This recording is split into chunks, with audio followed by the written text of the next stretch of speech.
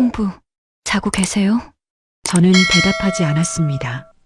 숨소리만 고르게 내려고 애썼습니다. 자고 있는 줄 알았는데, 그 순간 소파가 움직였습니다. 누군가 올라오는 느낌이었습니다. 죄송해요. 하지만 더 이상 참을 수가 없어요. 수진 씨가 제 위로 천천히 올라탔습니다. 저는 눈을 떴습니다. 어둠 속에서 그녀의 얼굴이 보였습니다. 눈물이 그렁그렁했습니다.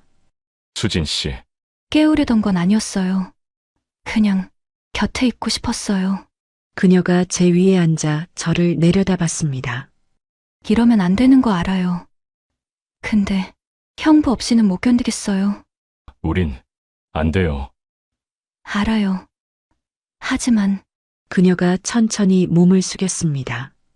우리의 얼굴이 가까워졌습니다. 오늘 밤만이라도 저를 안아주세요. 수진 씨, 정말로 이러면 형부도 원하잖아요. 제가 느꼈어요. 형부 눈빛, 형부 손 떨림, 다 알아요. 제 손이 그녀의 허리를 감쌌습니다. 멈출 수 없어요. 더 이상. 저도요. 그녀가 제 목을 감쌌습니다. 후회하지 않을 거예요. 절대로. 그날 밤 그녀가 먼저 올라탔습니다. 그리고 우리 사이의 모든 경계가 사라졌습니다. 구독과 좋아요로 채널을 응원해 주시면 황혼열차의 새로운 실제 사연을 빠르게 들으실 수 있습니다. 그럼 오늘의 사연 시작하겠습니다. 제 이름은 민호, 올해 48살입니다. 서울 강남에서 회계사무소를 운영하고 있습니다. 크지도 작지도 않은 그저 그런 사무소죠. 직원 5명과 함께 중소기업 세무를 담당하며 살아가고 있습니다. 제 아내 혜정은 46살입니다. 대기업 마케팅팀 차장으로 일하고 있죠. 능력 있고 똑똑한 여자입니다. 결혼한 지 15년이 되었습니다. 15년. 숫자로는 짧아 보이지만 우리 부부에게는 참 긴 시간이었습니다. 사랑으로 시작했지만 어느 순간부터 익숙함으로 이어진 결혼 생활이었습니다. 자식은 없습니다. 혜정의 선택이었습니다. 커리어에 집중하고 싶다는 그녀의 뜻을 저는 존중했습니다. 아니, 존중한다기보다는 그냥 따랐다는 표현이 맞겠네요. 그리고 수진 씨는 혜정의 대학 동기입니다. 20년 넘게 절친으로 지내온 사이죠. 가끔 우리 집에 놀러 오곤 했는데 저는 그녀를 그저 아내의 친구 정도로만 생각했습니다.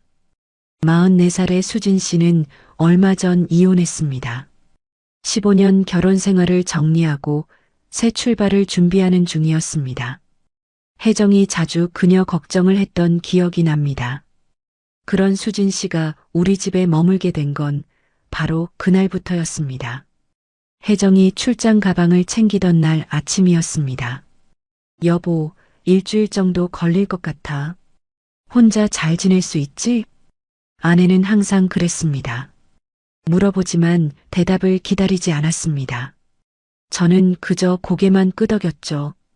참, 수진이가 며칠 우리 집에 머물 거야. 이혼 수속 끝내고 새 집 구할 때까지만. 수진 씨가? 응. 혼자 모텔 생활하는 거 안쓰러워서. 괜찮지? 괜찮냐고 물었지만 이미 결정된 일이었습니다. 15년 결혼 생활이 그랬습니다. 혜정은 결정하고 저는 따랐습니다. 그날 저녁 7시쯤 수진 씨가 작은 캐리어 하나를 끌고 왔습니다. 형부, 패 끼쳐서 죄송해요. 아니에요. 편하게 계세요. 수진 씨는 44살이었습니다. 혜정보다 2살 어렸지만 어딘지 더 여려 보였습니다. 최근 이혼 때문인지 그녀의 눈가엔 지워지지 않는 피로가 서려 있었습니다. 객실 준비해뒀어요. 불편한 거 있으면 말씀하세요. 고마워요, 형부. 그녀는 작게 웃었습니다. 그 웃음이 왠지 슬퍼 보여서 저는 시선을 피했습니다. 첫날 밤은 조용히 지나갔습니다. 저는 서재에서 늦게까지 일했고 수진 씨는 객실에서 쉬었습니다. 각자의 공간에서 각자의 외로움을 사귀며 밤을 보냈습니다. 이틀째 되던 날이었습니다. 밤 11시쯤 저는 서재에서 나와 거실을 지나가고 있었습니다. 불을 끄고 자려던 참이었죠. 그런데 소파에 누군가 누워 있었습니다. 어둠 속이라 얼굴은 잘 보이지 않았지만 저는 당연히 혜정인 줄 알았습니다. 출장 일정이 바뀌어서 일찍 돌아왔나 보다 생각했죠. 여보. 저는 조용히 다가가 담요를 꺼내 덮어주려 했습니다. 그 순간이었습니다. 담요를 펼치려는 제 손목을 누군가 부드럽게 잡았습니다. 형부? 그 목소리는 혜정이 아니었습니다. 수진 씨? 제 심장이 뛰기 시작했습니다. 어둠 속에서 그녀의 얼굴이 천천히 드러났습니다. 달빛이 커튼 사이로 스며들어 그녀의 윤곽을 희미하게 비쳤습니다. 깜짝이야. 객실에 계시는 줄 알았는데 잠이 안 와서 소파가 더 편할 것 같아서요. 그녀는 여전히 제 손목을 잡고 있었습니다. 놓아야 한다는 걸 알았지만 어느 쪽도 먼저 손을 떼지 못했습니다. 담요 가져다 드리려고. 고마워요. 수진 씨가 천천히 일어났습니다. 그녀는 얇은 잠옷 차림이었고 달빛 아래 그녀의 어깨 라인이 드러났습니다. 저는 황급히 시선을 돌렸습니다. 형부는 혜정 언니 없으니까 외롭지 않으세요? 갑작스러운 질문이었습니다. 글쎄요. 익숙해서요. 익숙하다는 건 외롭다는 뜻이잖아요. 그녀의 말에 가슴 한쪽이 뜨끔했습니다. 맞는 말이었으니까요. 저는 오래전부터 외로웠습니다. 아내가 옆에 있을 때도 없을 때도 마찬가지였습니다. 수진 씨도 그런가요? 제가 물었습니다. 저요? 저는 그녀가 잠시 말을 멈췄습니다. 그리고는 작게 웃었습니다. 저는 오래전부터 외로웠어요. 결혼했을 때도 지금도요. 우리는 어둠 속에서 서로를 바라봤습니다. 그 침묵이 이상하게 편안했습니다. 말하지 않아도 알 것 같았습니다. 우리가 얼마나 비슷한 외로움을 안고 살아왔는지. 담요 덮으세요. 밤 되니까 쌀쌀해요. 저는 그녀에게 담요를 건넸습니다. 형부도 일찍 주무세요. 내일 아침 제가 밥할게요. 아니에요, 괜찮습니다. 아니에요. 패 끼치는데 그 정도는 해야죠. 그녀가 다시 소파에 누웠습니다. 담요를 턱까지 끌어올리고 저를 올려다봤습니다. 형부, 혜정 언니는 참 좋은 사람을 만났어요. 고맙습니다. 정말이에요. 따뜻하고 배려심 많고 부러워요. 그녀의 목소리가 작아졌습니다. 전 그런 사람 못 만났거든요. 15년을 같이 살았는데 끝까지 외로웠어요. 저는 아무 말도 하지 못했습니다. 그녀의 슬픔이 너무 익숙했기 때문입니다. 저 역시 같은 감정을 안고 살아왔으니까요. 잘 주무세요, 수진 씨. 네. 형부도요. 저는 서재로 돌아왔습니다. 하지만 잠이 오지 않았습니다. 계속 거실에 수진 씨가 생각났습니다. 그녀의 눈빛, 그녀의 목소리, 그녀가 내뿜던 은은한 샴푸 향기까지. 새벽 2시가 넘어서야 겨우 잠이 들었습니다. 다음 날 아침 부엌에서 고소한 냄새가 났습니다. 형부 일어나셨어요? 아침 준비했어요. 수진 씨는 앞치마를 두르고 있었습니다. 식탁엔 된장찌개와 계란말이, 김치볶음이 놓여 있었습니다. 이렇게까지 하실 필요 없는데. 아니에요. 혼자 계시는데 제대로 챙겨 드시나 싶어서요. 우리는 마주 앉아 밥을 먹었습니다. 이상하게 편안했습니다. 혜정과 함께 밥 먹을 때보다 더 편안했습니다. 맛있어요. 다행이다. 입맛에 맞으시면 매일 해드릴게요. 그럼 제가 설거지 할게요. 형부가요? 안 돼요. 아니에요. 당연히 해야죠. 밥을 먹고 함께 설거지를 했습니다.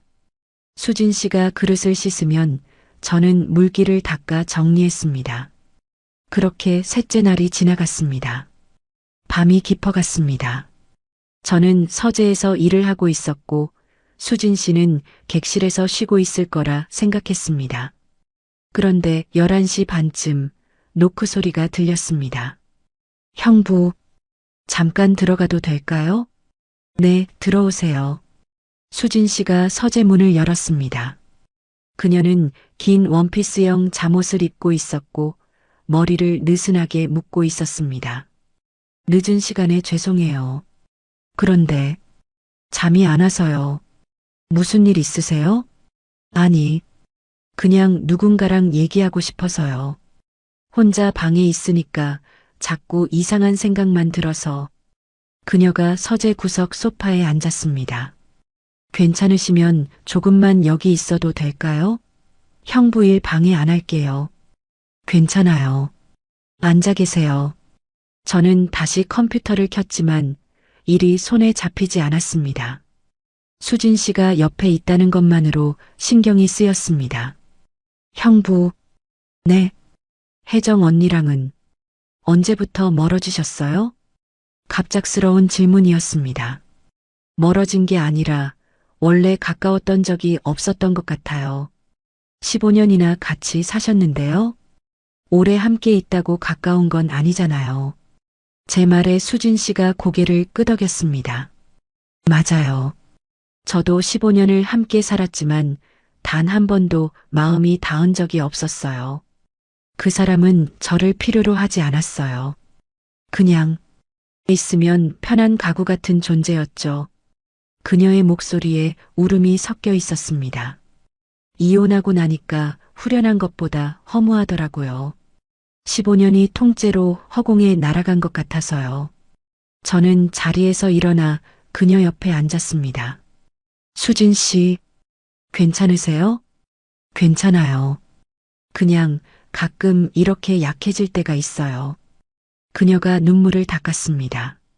저는 제 손수건을 꺼내 건넸습니다. 고마워요, 형부. 형부는 정말 다정하세요. 혜정 언니가 부러워요.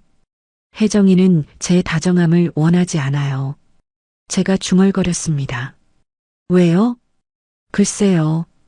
저는 잘 모르겠어요. 그냥 서로에게 익숙한 존재일 뿐인 것 같아요. 우리는 한동안 말없이 앉아 있었습니다. 서재 창문 너머로 도시의 불빛이 반짝였습니다. 형부, 저 오늘 밤에도 거실 소파에서 자도 될까요? 혼자 있기 싫어요. 네, 그러세요. 수진 씨가 서재를 나갔습니다. 저는 1시간쯤 더 일을 하다가 불을 끄고 나왔습니다. 거실로 가는 길, 또다시 소파에 누워있는 그녀를 봤습니다. 어젯밤처럼 저는 담요를 가지러 갔습니다. 그리고 조용히 다가갔습니다. 이번엔 혜정인 줄 착각하지 않았습니다. 수진 씨라는 걸 알고 있었습니다. 담요를 덮어주려는 순간 그녀가 눈을 떴습니다. 형부, 깨웠나요? 아니요. 자고 있지 않았어요. 그녀가 천천히 일어났습니다. 그리고 제 손목을 다시 잡았습니다. 어젯밤처럼요. 형부, 혼자 외롭지 않으세요? 저는 너무 외로워요. 누군가의 온기가 그리워요. 그녀의 눈빛이 떨렸습니다. 그 눈빛 속에 간절함이 보였습니다. 수진 씨, 형부도 외로우시죠? 저는 대답할 수 없었습니다. 대답하는 순간 무언가 돌이킬 수 없는 일이 벌어질 것 같았으니까요. 그날 밤 우리는 한참을 그렇게 서로의 손을 잡은 채 서 있었습니다. 그리고 저는 알았습니다. 이 고요한 밤이 곧 무너질 거라는 걸. 그 다음 날은 이상하게 흘러갔습니다. 아침 7시 알람 소리에 눈을 떴습니다. 평소보다 일찍 일어났습니다. 어젯밤 일이 꿈이었는지 현실이었는지 혼란스러웠습니다. 거실로 나가자 수진 씨는 이미 소파를 정리하고 있었습니다. 형부, 주무셨어요? 네. 수진 씨는요? 저도 잘 잤어요. 그녀는 평온한 표정이었습니다. 어젯밤 손을 잡고 서 있던 그 떨림은 어디에도 없었습니다. 아침을 먹으며 우리는 날씨 얘기를 했습니다. 오늘 점심 메뉴 얘기를 했습니다. 너무나 평범한 대화였습니다.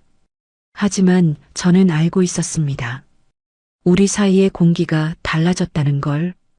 회사에 가서도 일이 손에 잡히지 않았습니다. 장부의 숫자들이 눈에 들어오지 않았습니다. 자꾸 수진 씨의 목소리가 들리는 것 같았습니다.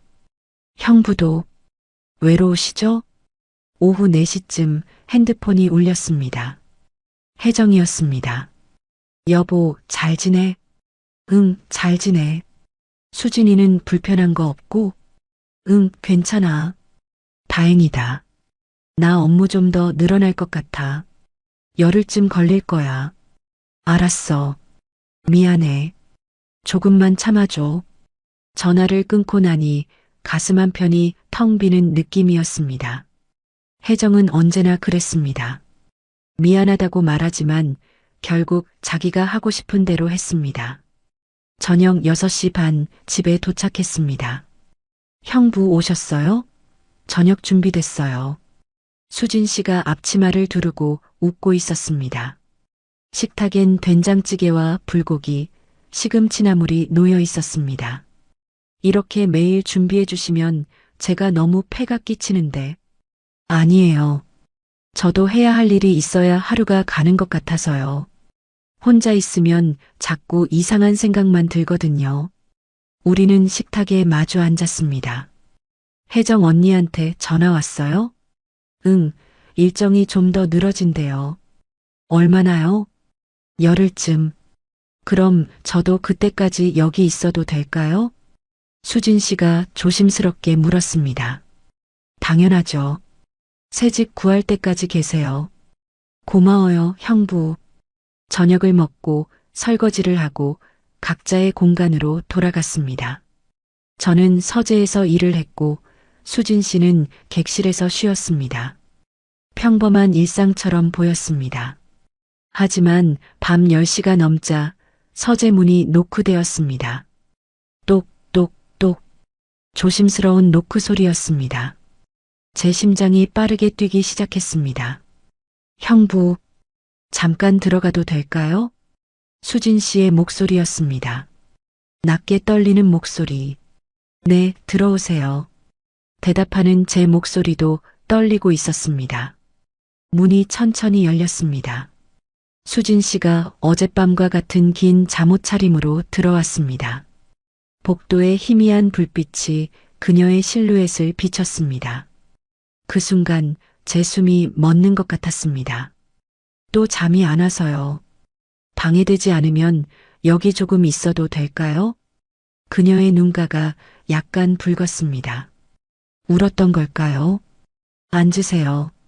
제가 말했습니다. 목소리가 평소보다 낮게 나왔습니다. 그녀가 소파에 앉았습니다. 저는 계속 일을 하려고 했지만 손가락이 키보드 위에서 멈춰 있었습니다. 한 글자도 입력되지 않았습니다. 제 모든 신경이 그녀에게 쏠려 있었습니다. 그녀의 숨소리, 그녀가 움직일 때마다 나는 옷자락 스치는 소리, 그녀의 향기까지. 형부, 네. 저는 모니터를 보는 척했지만 사실 아무것도 보이지 않았습니다. 오늘 혜정 언니 목소리 들으니까 다시 현실로 돌아온 것 같았어요. 그녀의 말에 저는 천천히 고개를 돌렸습니다. 수진 씨는 창밖을 바라보고 있었습니다. 도시의 불빛이 그녀의 옆 얼굴을 비쳤습니다. 무슨 말씀이세요? 여기 있는 게 꿈처럼 느껴져서요. 수진 씨가 작게 웃었습니다. 슬픈 미소였습니다. 너무 편하고 따뜻해서 이게 제 삶이 아닌 것 같아요. 마치 다른 사람의 인생을 잠깐 빌려 사는 것 같은 기분이랄까요? 그녀가 무릎을 껴안았습니다.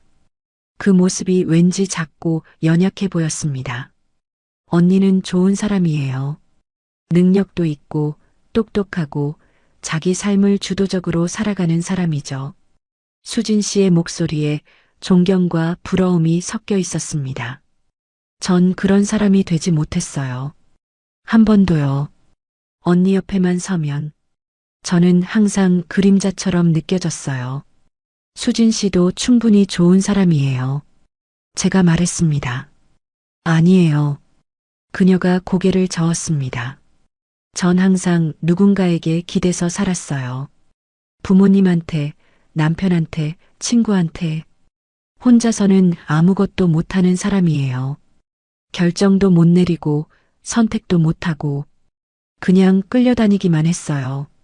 그녀의 목소리가 떨렸습니다. 눈물이 고이는 게 보였습니다. 이혼하고 나니까 무서웠어요. 정말 무서웠어요. 혼자 살아간다는 게 44살인데 아직도 세상이 무서운 사람이에요. 저는 이렇게 나이만 먹고 아무것도 못하는 저는 더 이상 참을 수 없었습니다. 일어나서 그녀 옆에 앉았습니다. 가까이 앉자 그녀의 샴푸 향기가 더 선명하게 느껴졌습니다. 수진 씨, 괜찮아요. 제 손이 그녀의 손을 감쌌습니다. 그녀의 손은 차갑고 떨리고 있었습니다. 천천히 가면 돼요. 서두를 필요 없어요. 형부. 수진 씨가 고개를 들어 저를 바라봤습니다. 눈물이 맺혀 있었습니다. 형부는 저를 어떻게 보세요? 갑작스러운 질문이었습니다. 아니, 갑작스럽지 않았습니다. 우리 둘 다 이 질문이 나올 줄 알고 있었습니다. 저는 한참을 망설였습니다. 솔직해져야 할까요? 아니면 계속 숨겨야 할까요? 좋은 사람이라고 생각해요. 안전한 대답이었습니다. 하지만 거짓은 아니었습니다. 그뿐인가요? 그녀가 다시 물었습니다. 이번엔 더 직접적으로 그녀가 저를 바라봤습니다. 그 눈빛에 무언가 간절한 것이 담겨 있었습니다.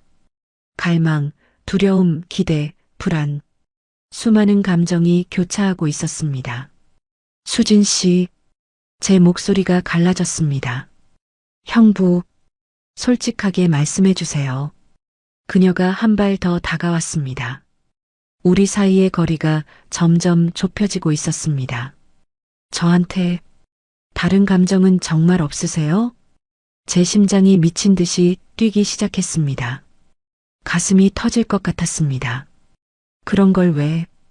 어젯밤에 느꼈거든요. 수진 씨가 제 눈을 똑바로 바라봤습니다. 형부 손이 떨리는 거, 제 손을 잡을 때 심장 소리가 빨라지는 거, 다 느꼈어요. 저만 이런 감정을 느끼는 건 아니라는 걸 알았어요. 저는 대답할 수 없었습니다. 부정하고 싶었지만 거짓말을 할 수가 없었습니다. 수진 씨가 한 발 더 다가왔습니다.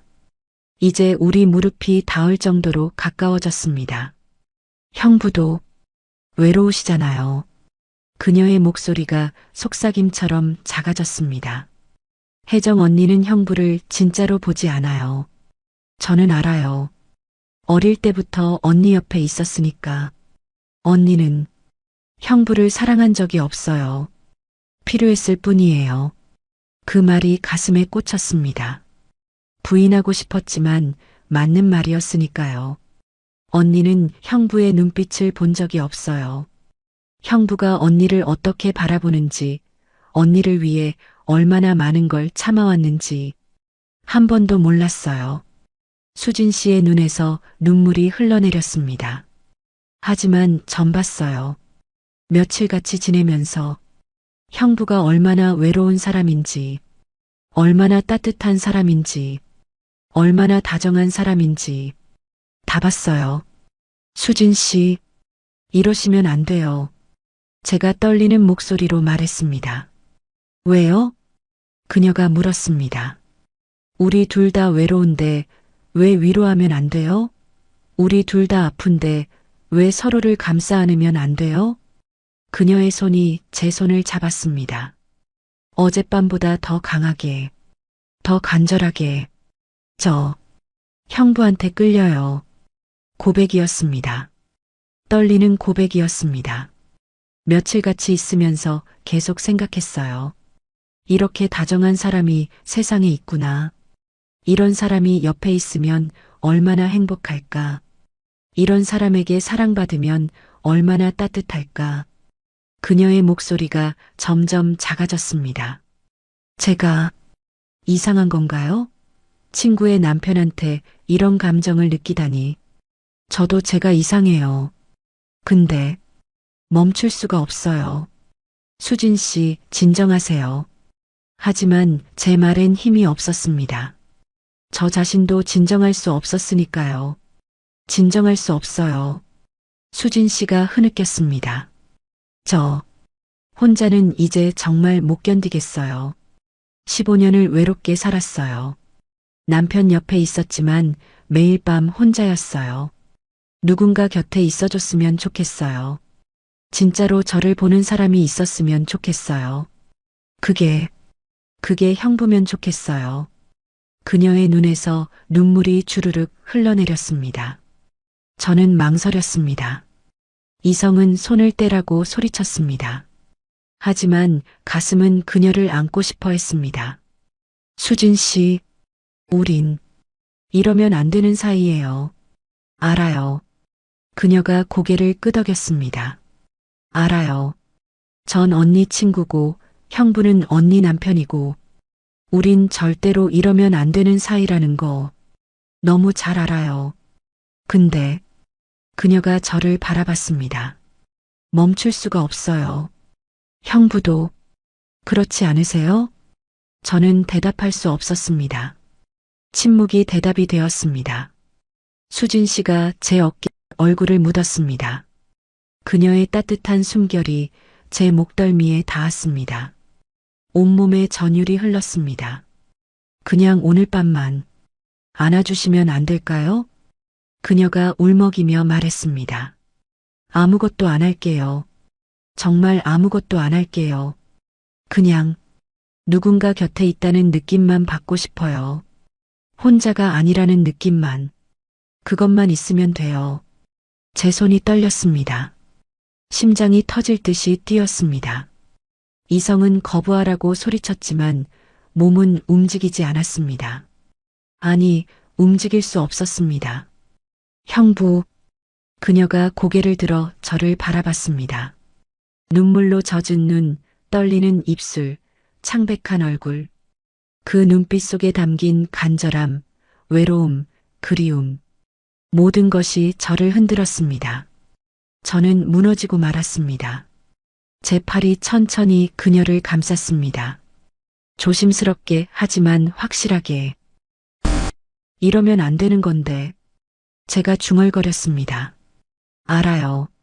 수진 씨가 제 품에 더 깊이 파고들었습니다. 우린 돌이킬 수 없는 길로 가는 거예요. 그래도 그녀가 제 가슴에 얼굴을 묻었습니다. 괜찮아요. 오늘 밤만이라도 괜찮아요. 수진 씨가 제 품에 안겼습니다. 그녀의 체온이 전해졌습니다. 따뜻하고 부드럽고 진짜였습니다. 그녀의 숨소리가 들렸습니다.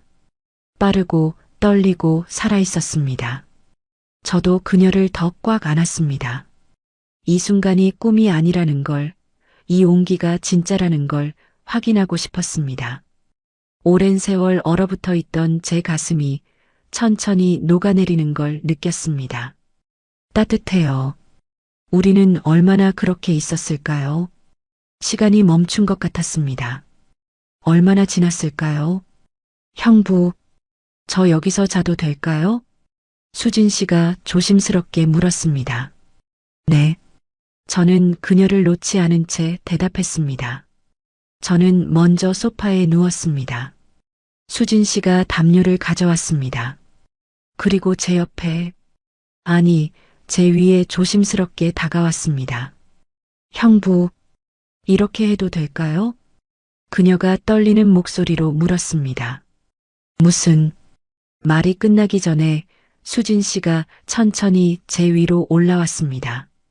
제 심장이 멎는 것 같았습니다. 수진 씨, 제가 너무 대담한가요? 그녀가 제 위에 앉아 저를 내려다봤습니다. 달빛이 창문으로 들어와 그녀의 얼굴을 비췄습니다. 눈물이 맺혀 있었지만 그 눈빛은 확고했습니다. 더 이상 참을 수가 없어요. 형부를 이렇게라도 느끼고 싶어요. 그녀가 제 가슴에 손을 얹었습니다. 제 심장 소리가 그녀의 손바닥에 전해졌을 겁니다. 심장이 빨리 뛰고 있어요. 당연하죠. 제가 떨리는 목소리로 대답했습니다. 형부도 저 때문에 이렇게 떨리시나요? 네. 솔직한 대답이었습니다. 수진 씨가 천천히 몸을 숙였습니다. 우리의 얼굴이 가까워졌습니다. 그녀의 숨결이 제 입술에 닿았습니다. 형부, 키스해도 될까요?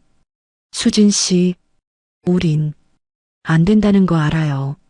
하지만 그녀의 손이 제 뺨을 감쌌습니다. 오늘 밤만이라도 당신의 여자가 되고 싶어요. 그 말에 제 마지막 이성이 무너졌습니다. 제 손이 그녀의 허리를 감쌌습니다. 그리고 그녀를 끌어당겼습니다. 우리의 입술이 닿았습니다. 긴 키스였습니다. 절박하고 간절하고 뜨거웠습니다. 오랜 외로움이, 오랜 그리움이, 오랜 갈망이 그 키스에 담겨 있었습니다. 민호 씨, 수진 씨가 제 이름을 불렀습니다. 형부가 아닌 이름으로. 수진 씨, 저도 그녀의 이름을 불렀습니다. 서재 창문 너머로 달빛이 들어왔습니다. 도시의 불빛이 깜빡였습니다. 하지만 우리는 아무것도 보지 못했습니다. 오직 서로만 느낄 수 있었습니다. 그날 밤 서재 소파 위에서 그녀가 제 위에 올라탔습니다.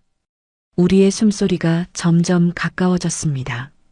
그녀의 심장 소리가 들렸습니다. 빠르게 뛰고 있었습니다. 제 심장도 마찬가지였습니다.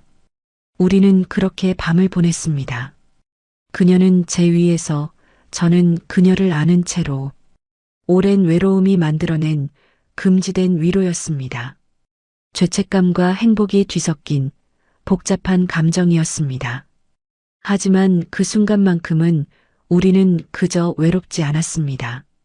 새벽 3시쯤 수진 씨가 먼저 잠들었습니다. 저는 그녀의 얼굴을 바라봤습니다. 달빛 아래 그녀의 얼굴은 평온했습니다. 처음 본 그녀의 편안한 표정이었습니다. 미안해요, 수진 씨. 마음속으로 말했습니다. 제가 당신을 지켜줄 수 있을지 모르겠어요. 하지만 적어도 오늘 밤만큼은 외롭지 않게 해줄게요. 저는 조용히 그녀의 품에서 빠져나왔습니다. 최대한 깨우지 않으려고 조심스럽게 움직였습니다. 담요를 덮어주고 한 번 더 그녀를 바라봤습니다. 평화로운 얼굴이었습니다. 저는 서재를 나왔습니다. 복도를 지나 침실로 향했습니다. 혜정과 함께 썼던 침실. 하지만 지금은 혜정이 없었습니다. 침대에 누웠지만 잠이 오지 않았습니다. 천장을 바라보며 생각했습니다. 나는 지금 무엇을 하고 있는 걸까? 죄책감이 밀려왔습니다. 혜정에게 미안했습니다. 15년을 함께한 아내를 이렇게 배신하고 있다는 게 비록 사랑은 식었지만 그래도 배신은 배신이었습니다. 수진 씨에게도 미안했습니다. 제가 그녀에게 줄 수 있는 게 뭘까요? 불안한 미래, 숨어야 하는 관계, 죄책감뿐인 사랑. 그녀는 그런 걸 원하는 게 아닐 텐데. 하지만 동시에 이상한 충만함도 느껴졌습니다. 오랜만에 누군가에게 필요한 사람이 된 것 같았습니다. 누군가의 외로움을 채워줄 수 있는 사람이 된 것 같았습니다. 누군가에게 진짜 온기를 줄 수 있는 사람이 된 것 같았습니다. 그리고 알았습니다. 이제 우리는 예전으로 돌아갈 수 없다는 걸. 어젯밤 서재에서 나는 그 온기가 우리의 운명을 바꿔놓았다는 걸. 동이 트기 시작했습니다. 새로운 하루가 시작되고 있었습니다. 하지만 우리에게는 이제 아무것도 예전과 같지 않았습니다. 아침 햇살이 커튼 사이로 스며들었습니다. 눈을 뜨자 시계가 9시를 가리키고 있었습니다. 회사의 지각이었습니다. 하지만 몸을 일으킬 힘이 없었습니다. 어젯밤 일이 파노라마처럼 스쳐 지나갔습니다. 서재에서 소파에서 수진 씨를 안았던 그 순간들이 나는 대체 무슨 짓을 한 걸까? 죄책감이 밀려왔습니다. 하지만 그것보다 더 강한 감정이 있었습니다. 그녀가 보고 싶다는 마음이었습니다. 겨우 몸을 일으켜 거실로 나갔습니다. 수진 씨는 부엌에 서 있었습니다. 평소처럼 아침 준비를 하고 있었습니다. 형부 일어나셨어요? 아침 차려놨어요. 그녀의 목소리는 너무나 평온했습니다. 어젯밤 일이 없었던 것처럼요. 고맙습니다. 저는 식탁에 앉았습니다. 수진 씨가 밥과 국을 놓았습니다. 오늘 회사 안 가세요? 아, 전화해야겠네요. 저는 회사에 오전 반차를 냈습니다. 몸이 안 좋다고 둘러댔습니다. 형부, 괜찮으세요? 얼굴이 안 좋아 보여요. 아니, 괜찮아요. 우리는 마주 앉아 밥을 먹었습니다. 하지만 어제와는 달랐습니다. 공기가 무거웠습니다. 숟가락 부딪히는 소리만 들렸습니다. 한참 후 수진 씨가 먼저 말을 꺼냈습니다. 형부, 어젯밤 일은 잊어주세요. 그녀의 목소리가 작았습니다. 수진 씨, 제가 잠깐 정신이 나갔던 것 같아요. 외로움에 제가 선을 넘었어요. 정말 죄송해요. 그녀는 고개를 들지 못했습니다. 형부는 아무 잘못 없어요. 제가 먼저 그런 분위기를 만들었으니까요. 부디 혜정 언니한테는 말 안 해요. 제가 끊어서 말했습니다. 수진 씨도 잘못 없어요. 저도 외로웠으니까요. 수진 씨가 고개를 들었습니다. 그녀의 눈가가 붉었습니다. 형부, 우리 둘 다 순간의 외로움에 그런 거예요. 그러니까 너무 자책하지 마세요. 네. 그날 하루는 이상하게 흘러갔습니다. 오후 2시쯤 회사에 나갔습니다. 일은 손에 잡히지 않았습니다. 장부를 보고 있어도 자꾸 수진 씨 생각만 났습니다. 그녀의 떨리던 목소리, 그녀가 제품에 안겼을 때의 따스함, 그녀의 숨소리까지. 이러면 안 되는데 스스로에게 계속 다짐했습니다. 하지만 마음은 그렇지 않았습니다. 저녁 7시 집에 돌아왔습니다. 형부 오셨어요? 수진 씨가 환하게 웃으며 맞아주었습니다. 마치 아침에 그 무거운 공기는 없었던 것처럼요. 저녁 준비했어요. 오늘은 제육볶음이에요. 고생하셨어요. 우리는 식탁에 앉았습니다. 수진 씨가 먼저 밥을 떠주었습니다. 형부 많이 드세요. 요즘 밥을 너무 안 드시는 것 같아서. 그래요? 잘 먹고 있는데. 아니에요. 아침에 밥 한 공기도 안 드셨잖아요. 그녀는 세심했습니다. 제가 먹는 것까지 신경 쓰고 있었습니다. 수진 씨는 새 집 알아보고 있어요? 제가 물었습니다. 아직이요. 사실 어디로 가야 할지 잘 모르겠어요. 그냥 여기가 너무 편해서. 그녀가 말끝을 흐렸습니다. 편하게 계세요. 급하게 나가실 필요 없어요. 그래도 되나요? 폐가 너무 되는데. 아니에요. 저도 좋아요. 제 말에 수진 씨가 저를 바라봤습니다. 그 눈빛에 무언가 복잡한 감정이 스쳐 지나갔습니다. 형부, 네, 혹시 어젯밤 일 정말 아무렇지 않으세요? 갑작스러운 질문이었습니다. 아무렇지 않다고 하면 거짓말이겠죠. 저도요. 아무렇지 않은 척 했는데 하루 종일 그 생각밖에 안 났어요. 수진 씨가 숟가락을 내려놓았습니다. 형부 품에 안겼을 때 정말 안심이 됐어요. 15년 결혼 생활 동안 한 번도 느껴본 적 없는 편안함이었어요. 수진 씨, 이러면 안 되는 거 알아요. 언니 남편이고 저는 언니 친구고. 그런데 마음이 자꾸 흔들려요. 그녀의 목소리가 떨렸습니다. 형부는 저를 어떻게 생각하세요? 저는 한참 동안 대답하지 못했습니다. 모르겠어요. 솔직히 말하면 저도 혼란스러워요. 수진 씨를 보면 마음이 흔들려요. 제 고백에 수진 씨의 눈이 커졌습니다. 하지만 우린 이러면 안 돼요. 혜정이한테 미안하고 무엇보다 수진 씨한테 미안해요.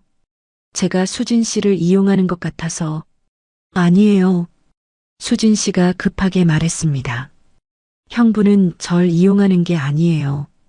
저도 형부가 필요해요. 정말로요. 그녀가 손을 뻗어 제 손을 잡았습니다. 이렇게 서로 필요로 하는 게 나쁜 건가요?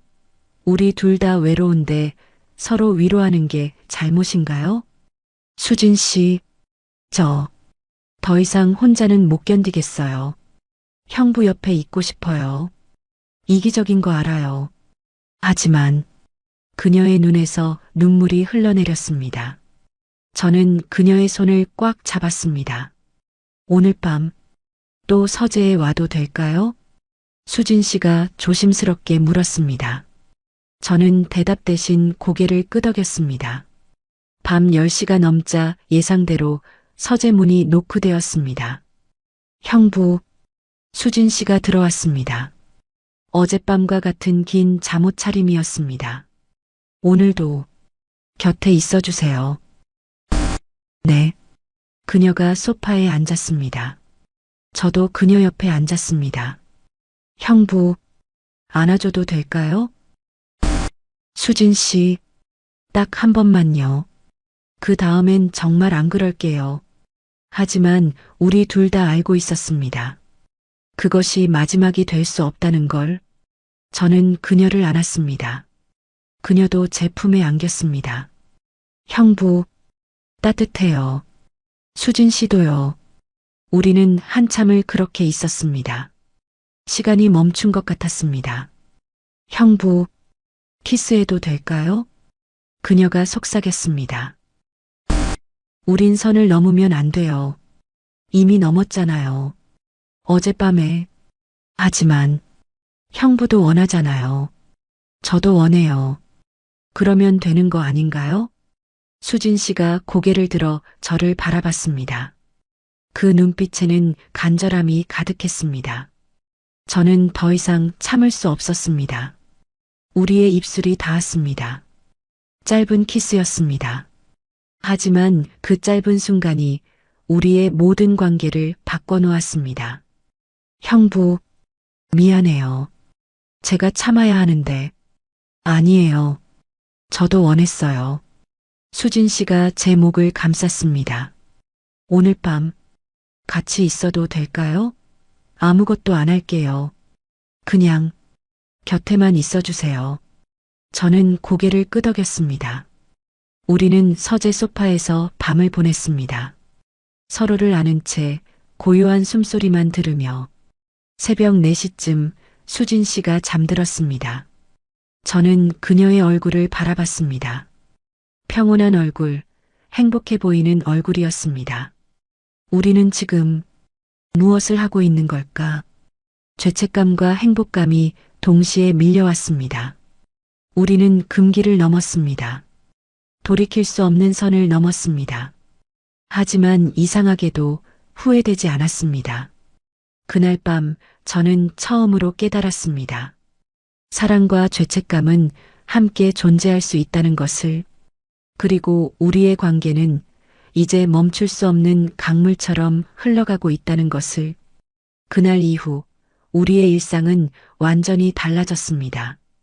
겉으로 보기엔 평범했습니다. 아침엔 함께 밥을 먹고 저는 회사에 가고 수진 씨는 집안일을 하고 저녁엔 다시 함께 식사를 했습니다. 하지만 밤이 되면 우리는 서로를 찾았습니다. 처음엔 서재였습니다. 그 다음엔 거실 소파였습니다.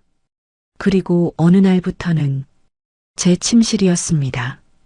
형부, 오늘은 여기서 자도 될까요? 수진 씨가 조심스럽게 물었습니다. 네. 우리는 같은 침대에 누웠습니다. 혜정과 함께 잤던 그 침대에 죄책감이 밀려왔습니다. 하지만 수진 씨의 따스함이 그것을 덮어버렸습니다. 형부, 고마워요. 저한테 이렇게까지 해주셔서 제가 고마워요.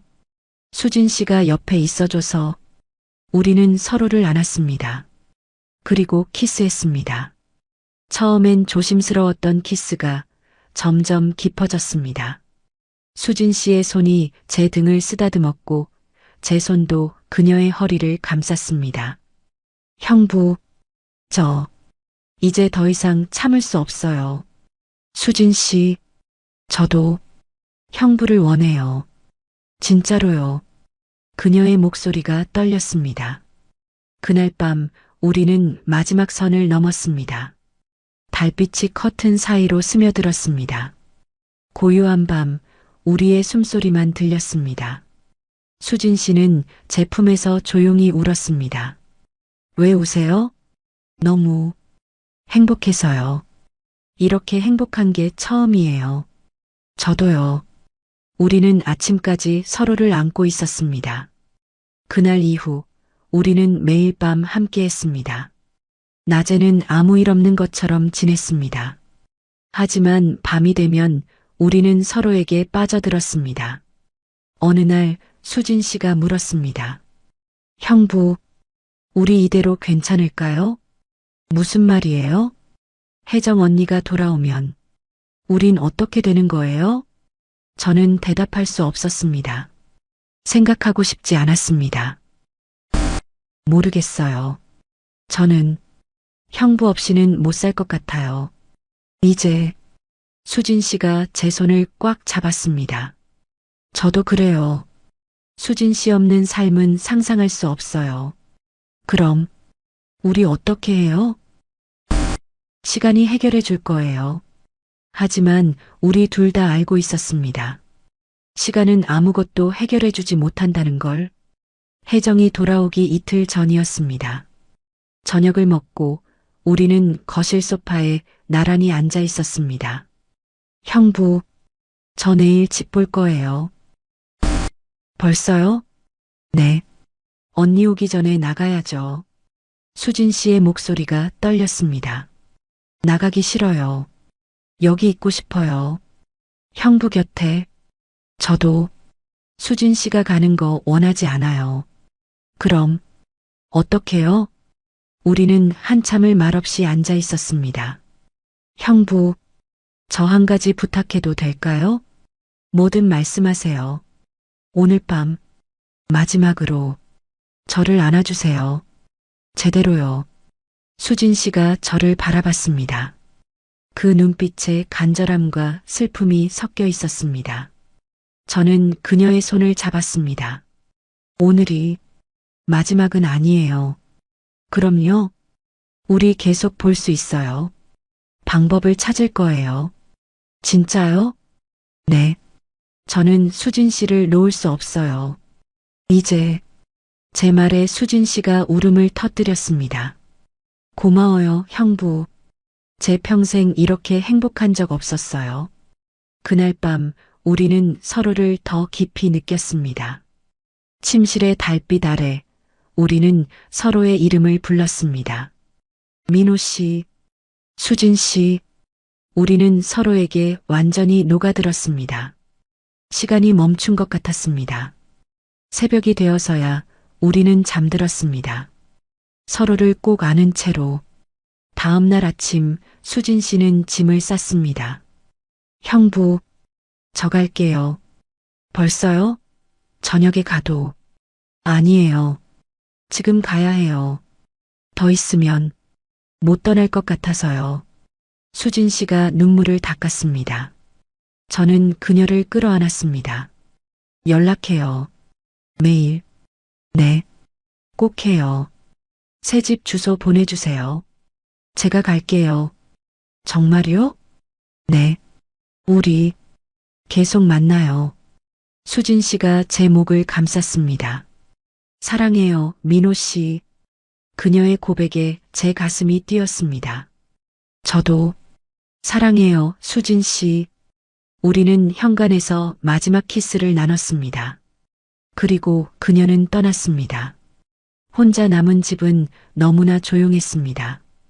그날 저녁 혜정에게서 전화가 왔습니다. 여보, 나 내일 들어가. 일 다 끝났어.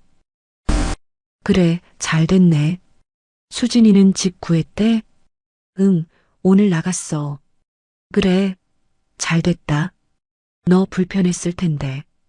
혜정은 아무것도 몰랐습니다. 이 집에서 무슨 일이 있었는지 전화를 끊고 저는 수진 씨에게 문자를 보냈습니다. 혜정이 내일 와요. 며칠 있다가 연락할게요. 금방 답장이 왔습니다. 네, 기다릴게요. 보고 싶어요. 저는 핸드폰을 꽉 쥐었습니다. 나도 보고 싶어요. 너무. 그날 밤 저는 혼자 침대에 누웠습니다. 수진 씨의 체온이 아직 남아있는 것 같았습니다. 그녀의 향기가 아직 배어있는 것 같았습니다. 우리는 앞으로 어떻게 되는 걸까? 죄책감과 그리움이 동시에 밀려왔습니다. 하지만 한 가지는 확실했습니다. 저는 이제 수진 씨 없이는 살 수 없다는 것. 그녀는 더 이상 아내의 친구가 아니었습니다. 제 사랑이었습니다. 돌이킬 수 없는 금지된 사랑이었습니다. 다음 날 오후 혜정이 돌아왔습니다. 여보, 다녀왔어. 어서 와. 혜정은 피곤한 얼굴이었습니다. 하지만 동시에 만족스러운 표정이었습니다. 출장 성공적이었어. 계약 다 따냈어. 잘했네. 수진이는 잘 지냈어? 응. 조용히 잘 있었어. 다행이다. 너도 불편하지 않았고. 혜정은 샤워를 하고 침대에 누웠습니다. 피곤해 죽겠어. 오늘은 일찍 자야겠다. 그래, 푹 쉬어. 혜정은 금방 잠들었습니다. 저는 그 옆에 누워 천장을 바라봤습니다. 며칠 전까지 이 자리에는 수진 씨가 있었습니다. 제 품에 안겨 잠들던 그녀가 핸드폰이 진동했습니다. 수진 씨였습니다. 민호 씨, 언니 오셨어요? 네, 방금 잠들었어요. 보고 싶어요. 너무. 저도요. 금방 연락할게요. 기다릴게요. 사랑해요. 저도 사랑해요. 문자를 주고받으며 저는 깨달았습니다. 저는 이미 선택을 한 것이라고. 혜정 옆에 누워있지만 제 마음은 수진 씨에게 가 있다는 것을, 이것이 배신이라는 걸 알면서도 멈출 수 없다는 것을. 그날 밤 저는 새벽까지 잠들지 못했습니다.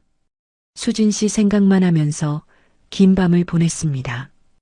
혜정이 돌아온 지 일주일이 지났습니다. 겉으로는 평범한 일상이 돌아왔습니다.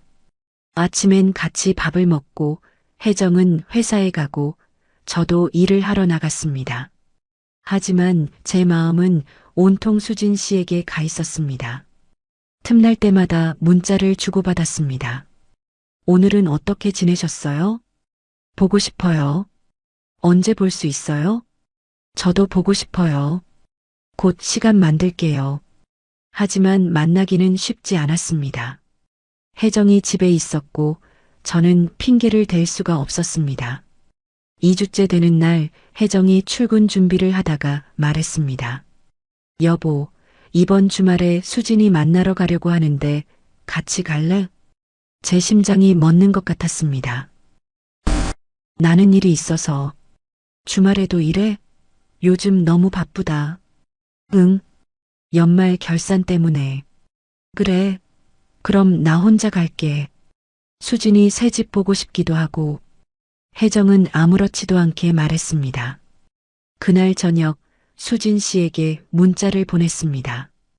혜정이가 주말에 간대요. 알아요. 언니한테 연락 왔어요.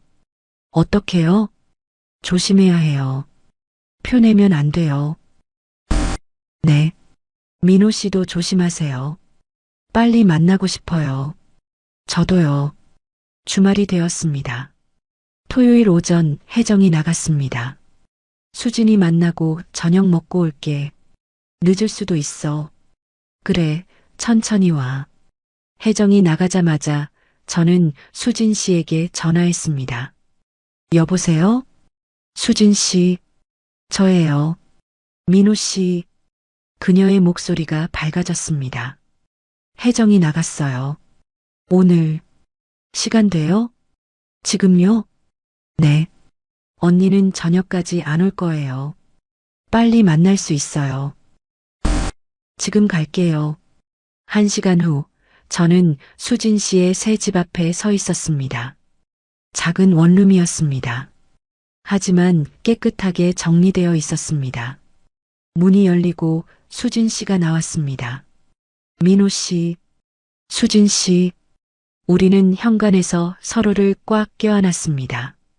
보고 싶었어요. 너무. 저도요. 매일매일 보고 싶었어요. 수진 씨가 제 목을 감쌌습니다. 그리고 키스했습니다. 긴 키스였습니다. 그리운 만큼, 간절한 만큼. 들어와요. 수진 씨가 제 손을 잡고 안으로 이끌었습니다. 작은 집이었지만 그녀의 향기로 가득했습니다. 여기가 제 새 집이에요. 어때요? 좋아요. 수진 씨가 있는 곳이라서. 우리는 소파에 앉았습니다. 아니, 앉자마자 다시 서로를 안았습니다. 민호 씨, 2주 동안 얼마나 힘들었는지 몰라요. 매일 밤 혼자 울었어요. 저도요. 혜정 옆에 누워 있어도 수진 씨 생각만 났어요. 우리 어떻게 해요? 모르겠어요. 하지만 한 가지는 확실해요. 뭐요? 저는 수진 씨를 포기할 수 없어요. 제 말에 수진 씨가 울음을 터뜨렸습니다. 저도요. 민호 씨 없이는 못 살아요. 이제 우리는 서로를 더 깊이 안았습니다. 그리고 자연스럽게 우리는 그녀의 침대로 향했습니다. 2주 만의 만남이었습니다. 그동안 쌓였던 그리움이 폭발했습니다. 수진 씨, 민호 씨, 사랑해요. 우리는 서로의 이름을 부르며 하나가 되었습니다. 달빛이 창문으로 들어왔습니다. 고요한 오후, 우리의 숨소리만 들렸습니다. 시간이 얼마나 흘렀을까요? 우리는 서로를 아는 채 누워 있었습니다. 민호 씨, 행복해요. 저도요. 영원히 이랬으면 좋겠어요. 그럴 수 있을까요? 수진 씨가 제 가슴에 얼굴을 묻었습니다. 모르겠어요. 하지만 전 민호 씨 곁에 있고 싶어요. 계속. 저도 그래요. 저는 그녀를 더 꽉 안았습니다. 수진 씨, 우리 정기적으로 만나요. 일주일에 한 번이라도. 정말요? 네. 혜정이 모르게 조심스럽게. 괜찮을까요? 괜찮아요. 우리 조심하면 돼요. 수진 씨가 고개를 끄덕였습니다. 네. 알았어요. 그럼 매주 만나요. 꼭. 우리는 다시 키스했습니다. 오후 5시쯤 저는 일어나야 했습니다. 우리는 현관에서 작별 키스를 나눴습니다. 사랑해요, 수진 씨. 저도 사랑해요, 민호 씨. 집으로 돌아오는 길, 제 마음은 복잡했습니다. 죄책감과 행복감이 동시에 밀려왔습니다. 나는 지금 무엇을 하고 있는 걸까? 하지만 멈출 수가 없어. 저녁 8시쯤 혜정이 돌아왔습니다. 다녀왔어. 어떻게 됐어? 수진이 잘 지내더라. 새 집도 괜찮고. 다행이야. 혜정은 아무것도 눈치채지 못했습니다. 그래, 잘 됐네. 근데 수진이가 이상하더라. 제 심장이 철렁했습니다. 뭐가? 표정이 밝아진 것 같아. 이혼하고 나서 처음으로 웃는 얼굴 봤어. 좋은 사람이라도 만난 것 같던데? 그래. 응. 뭐, 잘된 일이지. 수진이도 이제 행복해질 자격 있으니까. 혜정은 아무렇지 않게 말했습니다. 하지만 저는 알고 있었습니다. 수진 씨가 웃는 이유를. 그날 밤 수진 씨에게 문자를 보냈습니다. 혜정이가 수진 씨 밝아졌다고 하더라요. 표내면 안 돼요. 알아요. 조심할게요. 오늘 너무 행복했어요. 저도요. 다음 주에 또 봐요. 기다릴게요. 사랑해요. 저도 사랑해요. 그날 이후 우리는 일주일에 한 번씩 만났습니다. 혜정이 모르게 조심스럽게 토요일 오후 수진 씨의 집에서 우리만의 시간이었습니다. 그리고 어느 날 모든 것이 무너졌습니다. 토요일 오후 수진 씨 집에서 함께 있을 때였습니다. 갑자기 초인종이 울렸습니다. 누구지? 수진 씨가 인터폰을 확인했습니다. 그리고 얼굴이 하얗게 변했습니다. 민호 씨, 혜정 언니예요. 제 머릿속이 하얗게 변했습니다. 어떡해요? 저 깜짝 방문이라고.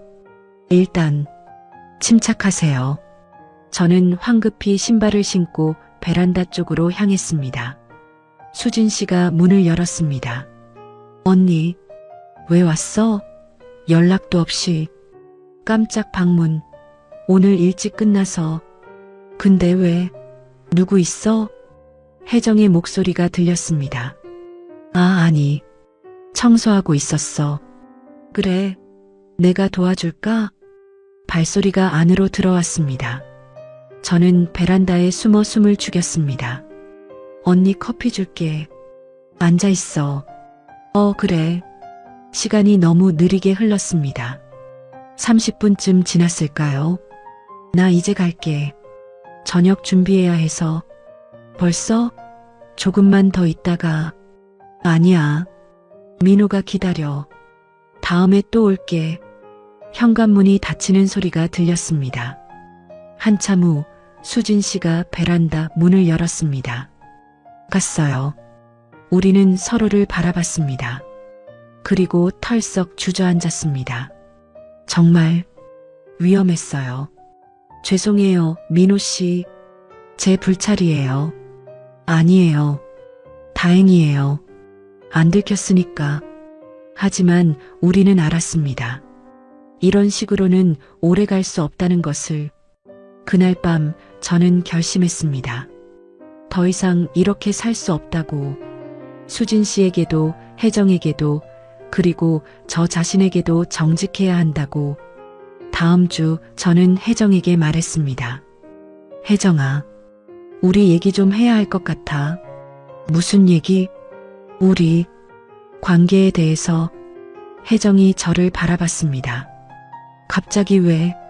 우리 15년을 함께 살았는데 정말 서로 사랑한 적이 있었나 싶어서. 혜정은 한참을 말이 없었습니다. 나도 그 생각했어. 사실은. 그래. 응. 우리 너무 오래 습관처럼 살아온 것 같아. 사랑이 아니라 익숙함으로. 그럼 이혼하자는 거야?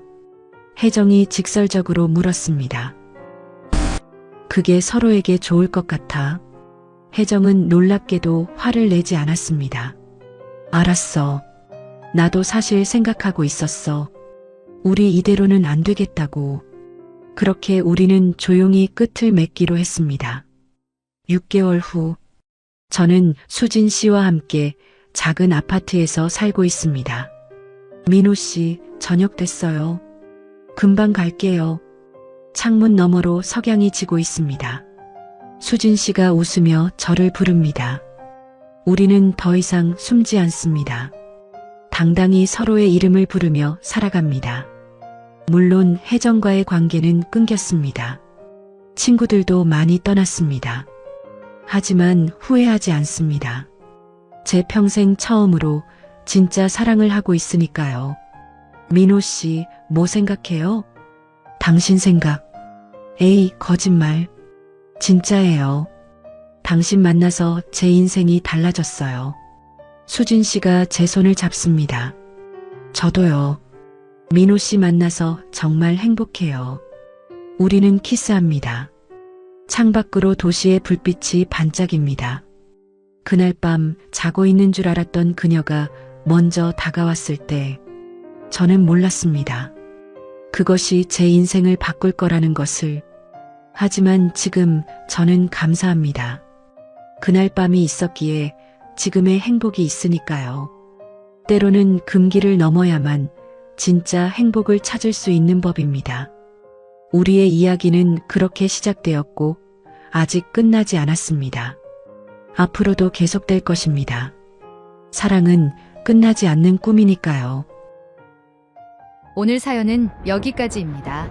무료 구독과 좋아요를 꾹 눌러주시면 황혼열차의 기가 막힌 다음 사연들을 좀 더 빠르게 들으실 수 있습니다. 그럼 오늘도 건강하고 행복하세요.